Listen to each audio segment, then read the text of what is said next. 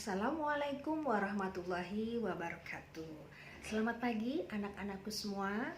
Pada kesempatan kita kali ini kita akan bersama-sama mempelajari tentang sel elektrolisis.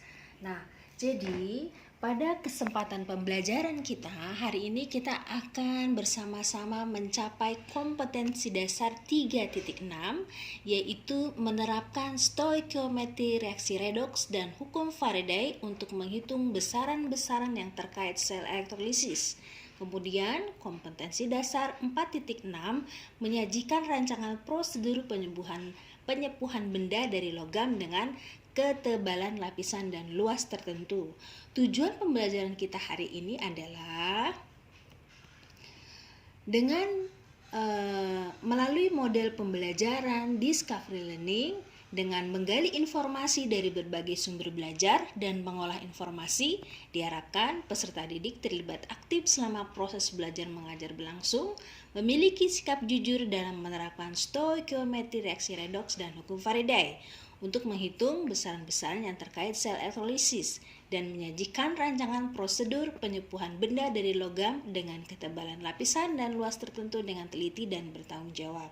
Adapun indikator yang harus sama-sama kita capai adalah: pertama, peserta didik dapat menjelaskan prinsip kerja dari sel elektrolisis. Yang kedua, membedakan reaksi redoks pada larutan dan lelehan berdasarkan data percobaan sel elektrolisis dengan elektroda inert. Yang ketiga, menjelaskan reaksi redoks pada sel elektrolisis larutan dengan elektroda tidak inert berdasarkan data percobaan. Baik, jadi bersama-sama kita akan mempelajari dulu apakah sel elektrolisis itu pada buku.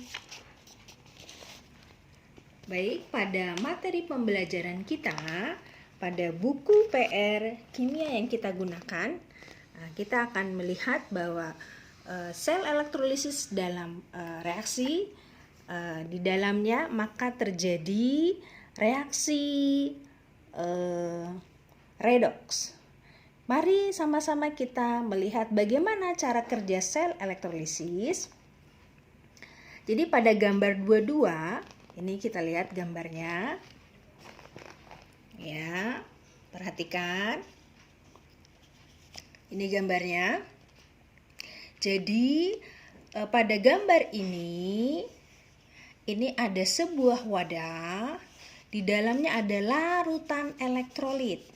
Nah, nanti larutan elektrolit ini akan dicelupkan dengan elektroda, 2 elektroda ini. Ini adalah baterai, ya, ini baterainya nanti dihubungkan dengan kabel. Dari reaksi ini, jadi kalau untuk sel elektrolisis berkebalikan dari sel Volta yang kemarin.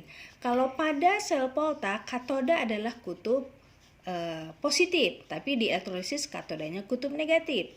Pada anoda pada sel Volta adalah kutub negatif, tapi pada elektrolisis anoda adalah kutub positif.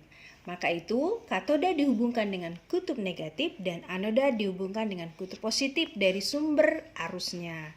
Nah, sumber arus listrik memompa elektron ke katoda dan ditangkap oleh kation ion positif sehingga pada permukaan katoda terjadi reduksi pada kation. Pada saat yang sama, anion ion negatif melepaskan elektron. Elektron ini dikembalikan ke arus listrik melalui anoda. Akibatnya, pada permukaan anoda terjadi oksidasi terhadap anion. Adapun untuk reaksi-reaksi dari sel elektrolisis, kita bisa melihat tabel berikut. Ya, reaksi elektrolisis yang terjadi di katoda dan anoda dapat dilihat pada skema berikut. Yang pertama, reaksi pada kation. Reaksi kation akan bergerak ke katoda. Nah, nanti tinggal kationnya apa? Kalau kationnya adalah logam aktif seperti logam golongan 1A, 2A, Al3 positif dan Mn2 positif, maka yang direduksi adalah air. Karena anionnya atau kationnya berada dalam selimut air. Bagaimana kalau kation lain? Kation lain misalkan adalah H positif. Kalau larutannya berasal dari asam berarti ada H positif. Maka langsung H positif yang akan direduksi menjadi gas hidrogen. Kalau ada misalkan logam lain, Lx positif, dia akan mengalami reduksi menjadi LX positif ditambah X min menjadi LS. Atau misalkan ada kation lain, misalkan Na positif ditambah elektron menjadi Na. Itu jika yang bereaksi adalah kation. Bagaimana kalau yang bereaksi adalah anion? Anion akan pergi ke anoda. Anoda terbagi dua. Ada anoda inert, yaitu anoda yang tidak bereaksi. Anoda inert ada 3. Ada platinum, ada karbon, ada aurum atau emas. Nah, maka kalau anodanya inert, maka langsung anion yang bereaksi. Nah, untuk anion dibagi menjadi 2. Ada anion sisa asam oksi dan anion sisa asam lain. Kalau sisa asam oksi yaitu misalkan SO4 2-, NO3-, PO4 3-. Nah, ini yang akan dioksidasi adalah air. Air dioksidasi menghasilkan 4H positif tambah O2 tambah 4 elektron. Kalau sisa asam lain kita tinggal mengikutinya. Bagaimana kalau anodanya adalah anoda tidak inert? Kalau anodanya tidak inert, maka anoda itu yang akan teroksidasi sehingga elektrodanya akan melarut. Misalkan kalau kita menggunakan elektronnya Cu, maka dia akan larut menjadi CO2 positif tambah 2 elektron. Begitu seterusnya. Baik, jadi pada kesempatan kali ini Ibu akan memberikan contoh dari atau contoh percobaan dari atau contoh eksperimen dari elektrolisis larutan NaCl. NaCl adalah larutan garam. Baik, silahkan diperhatikan.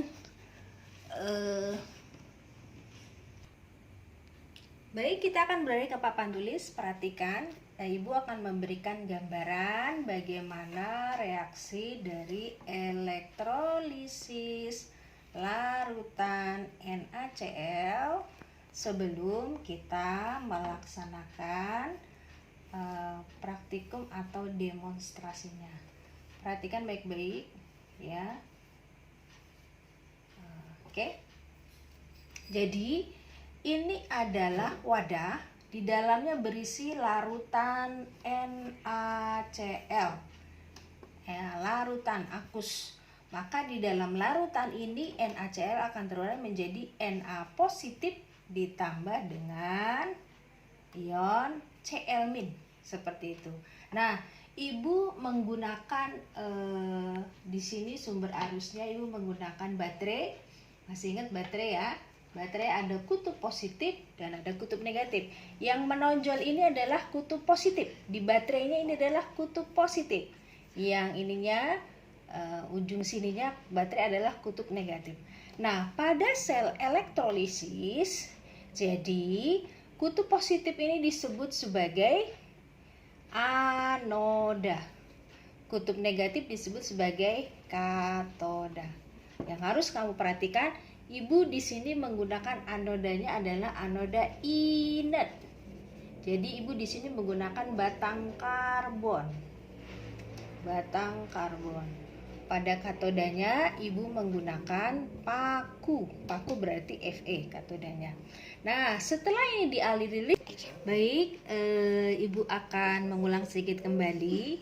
Jadi ini ada satu wadah yang berisi larutan natrium klorida atau larutan garam.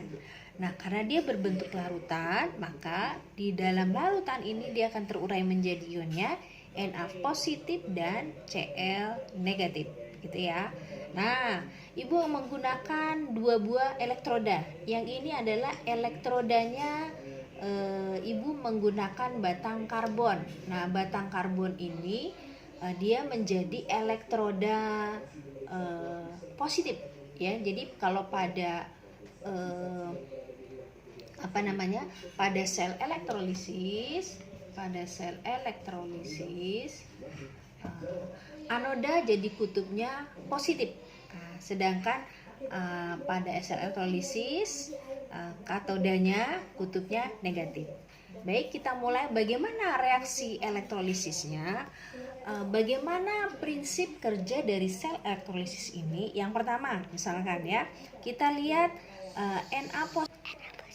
Baik, Na positif ini disebut sebagai kation. Cl negatif disebut sebagai anion. Nah, karena Na positif adalah kation, maka dia akan pergi ke kutub yang negatif. Kutub negatif adalah katoda. Maka Na positif akan tertarik, akan tersedot ke kutub yang negatif. Nah, maka kita akan melihat sesuai tadi diagram dari reaksinya. Ibu ulangi kembali. Diagram dari reaksinya kamu lihat di sini ya. Kation. Nah, kationnya tadi NaCl ya. Na positif ini kation.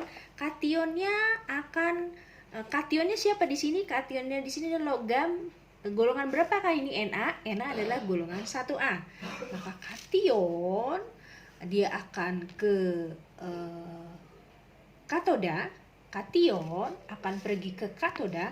Nanti di katoda akan terjadi reaksi. Siapakah yang bereaksi? Yang bereaksi berarti bukan si Na positif, tetapi H2O. Kenapa? Karena lebih mudah mereduksi Na positif dalam air. Jadi yang mengalami reaksinya adalah di katoda, reaksinya reduksi. Nah, maka kita tuliskan di sini menjadi pada katoda kutubnya negatif, yang pergi ion positif, ya, yang pergi si Na positif, dia tidak bisa di reduksi, tapi yang direduksi adalah air. 2H2O menjadi sini 2H2O ditambah 2 elektron menjadi H2 gas ditambah 2O- gas. Begitu. Oke. Jadi di katoda terjadi reaksi kation. Kationnya siapa? Na positif. Karena Na positif tidak bisa direduksi, di sini tidak bisa direduksi, yang direduksi adalah air. Maka dia akan menghasilkan gas hidrogen. Maka nanti di paku ini akan timbul gelembung-gelembung gas. Nah, gelembung-gelembung gas ini adalah gas hidrogen. Jadi dari zat hasil elektrolisis pada katoda yang pergi adalah anion adalah gelembung-gelembung gas hidrogen. Oke. Selanjutnya si Cl- ini akan kemana? Baik, si Cl- ini akan kemana? Karena Cl- dia akan pergi menuju ke kutub yang positif. Seperti itu. Dia akan menuju ke kutub positif. Siapakah kutub positifnya? Kutub positifnya namanya anoda, yaitu batang karbon. Nah, kita lihat kembali di buku kita ya. Reaksi di anoda tergantung pada jenis anoda dan anionnya. Siapakah anionnya di sini? Anionnya di sini adalah Cl-. Nah, kita lihat lagi, siapakah anodanya? Anodanya dari inert. Kenapa? Karena batang karbon. Batang karbon ini rumusnya adalah C. Anoda yang inert ada 3, C, PT, dan AU. Jadi karbon itu ini C, PT itu platina, sedangkan AU ini emas. Nah, jadi 3 elektroda ini adalah elektroda inert. Apakah elektroda inert itu? Elektroda yang tidak bereaksi. Jadi pada anoda ya tadi si Cl- akan pergi ke kutub positif. Begitu. Sekarang anoda kutubnya positif. Siapa yang akan pergi? Yang pergi adalah yang negatif. Gitu. Kalau misalkan ini adalah katodanya cowok, anodanya cewek, maka cewek akan tertarik ke cowok, seperti itu, gitu ya. Baik, nah, kita lihat lagi. Jadi karena anodanya inert, jadi dia tidak bereaksi. Kita tinggal melihat siapakah anionnya. Anionnya kita lihat, anionnya adalah Cl-, berarti kita ikuti yang ini, ya. Jadi ikuti reaksi yang ini. 2 Cl-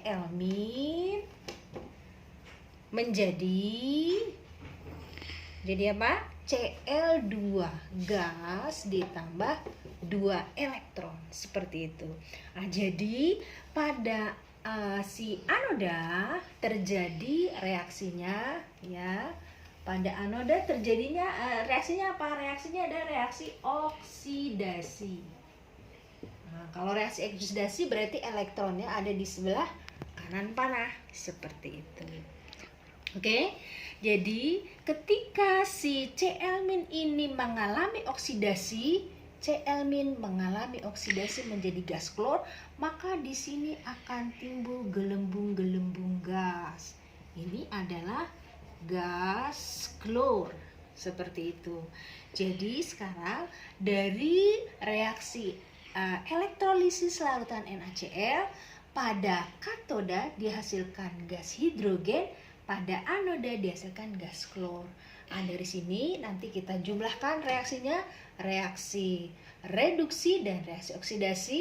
Reaksi reduksi dia membutuhkan 2 elektron, reaksi oksidasi melepaskan 2 elektron. Jadi reaksinya klor. Maka reaksi redoks dari sel elektrolisis ini adalah 2H2O ya ditambah 2Cl- menjadi gas hidrogen ditambah 2OH- ditambah gas klor. Jadi hasilnya adalah hasil elektrolisis larutan garam dapur atau NaCl. Pada katoda dihasilkan gas hidrogen, pada anoda dihasilkan gas klor. Baik, untuk itu kita akan melihat atau kita akan menyimak bagaimana demonstrasi dari elektrolisis larutan NaCl. Baik, jadi pada kesempatan kali ini kita akan bersama-sama menyimak, menyaksikan bagaimana reaksi sel elektrolisis dari larutan garam dapur. Baik anakku, ini adalah baterai. Baterai ini adalah sel volta, begitu ya. Nah, pada sel volta ini ada bacaannya, tulisannya positif. Nah, pada sel volta positif ini adalah kutub positif ini disebut sebagai katoda. Kemudian di sini ada negatif, ini adalah sebagai anoda, seperti itu. Nah, kalau pada elektrolisis ya, itu berkebalikan. Kutub positif disebut sebagai anoda, kutub negatif disebut sebagai katoda. Nah, Ibu sudah merangkaikan ini sumber arusnya, baterainya sumber arus. Jadi kita menggunakan satu baterai ini 1,5 volt. Ini ada 1,5 volt. Berarti kita gunakan di sini 4 baterai. Ini sudah Ibu rangkai, keempatnya menjadi satu. Yang ini kutubnya kutub positif, ini kutub positif. Ini kalau dalam elektrolisis sebagai anoda. Yang ini, yang cekung ini kutub negatif. Ini kalau dalam elektrolisis disebut katoda. Begitu? Sudah paham? Baik. Sekarang sama-sama kita perhatikan bagaimana jika ini dicelupkan. Oke.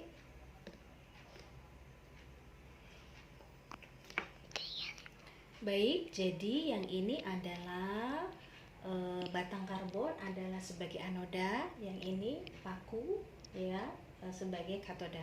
Kita masukkan ya ke dalamnya ya. Baik, apa yang terjadi lihat? Oke, di paku banyak sekali gelembung-gelembung gas. Apa kan? Di paku, kotoran-kotoran di paku itu jadi lepas.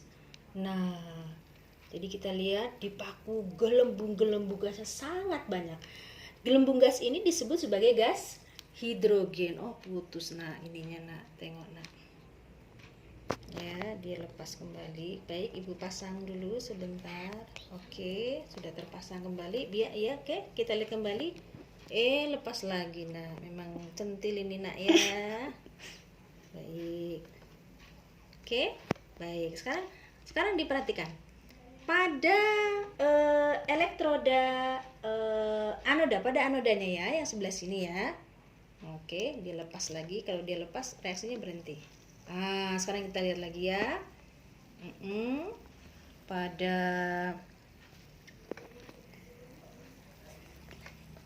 ya bagus, iya, nampak kan? Nah, oke. Itu pada paku nampak. Sekarang kita lihat pada pada batang karbon. Tercium bau apa? Iya, tercium bau gas klor dari sini. Dari sini bau. Ibu-ibu mencium bau ini. bau gas klor. Oke ya. Udah, kita cukupkan dulu karena gas klor ini cukup bahaya. Oke, buangkan. Baik. Oke, jadi sama-sama kita lihat kembali.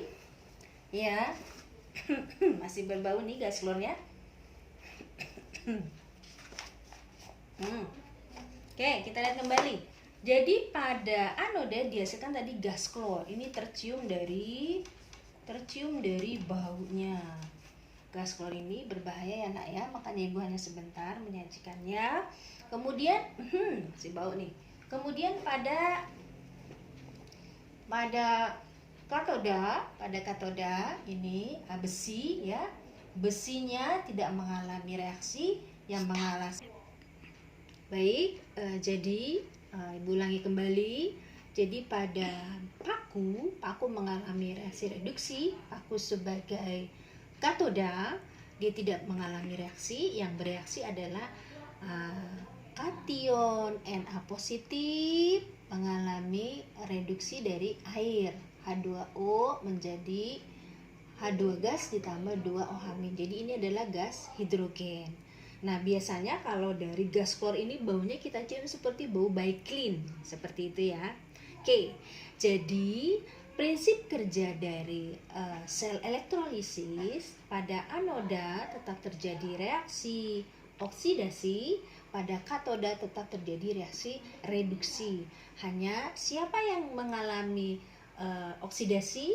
Yang mengalami oksidasi pada anoda adalah anion. Yang mengalami reduksi pada katoda adalah kation. Nah, nanti setelah kita selesai ya mempelajari ini, kita harus menghitung berapa banyak zat yang dihasilkan. Berapa liter sih gas klor yang dihasilkan dari hasil elektrolisis larutan NaCl?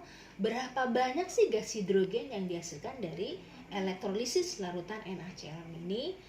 Kita akan menggunakan rumusnya ya, berdasarkan listrik yang dipakai, berapa arus listrik yang dipakai, kemudian berapa lamanya waktu yang digunakan untuk kita mengelektrolisisnya. Nanti kita akan bertemu dengan hukum-hukum Faraday. Jadi pada kesempatan kali ini kita hanya akan bersama-sama mempelajari tentang prinsip kerja dari sel elektrolisis ya. Kemudian kita juga bersama-sama menentukan atau bersama-sama mencari dari hasil elektrolisis. Kalau larutan itu zat yang dihasilkan apa? Nanti kalau lelehan zat yang dihasilkan apa? Bagaimana kalau elektrodanya dirubah? Kira-kira apa yang terjadi? Bagaimana kalau kita tidak menggunakan elektroda inert? Apa yang terjadi? Dan lain sebagainya. Jadi pada kesempatan kali ini ibu cukupkan dulu sampai di sini. Nanti bersama-sama kita akan mengisi lembar kerja kita ya, yaitu LKPD, lembar kerja peserta didik dari simulasi-simulasi yang diberikan. Baik anak ibu, untuk sementara ibu cukupkan. Terima kasih atas perhatiannya. Assalamualaikum warahmatullahi wabarakatuh.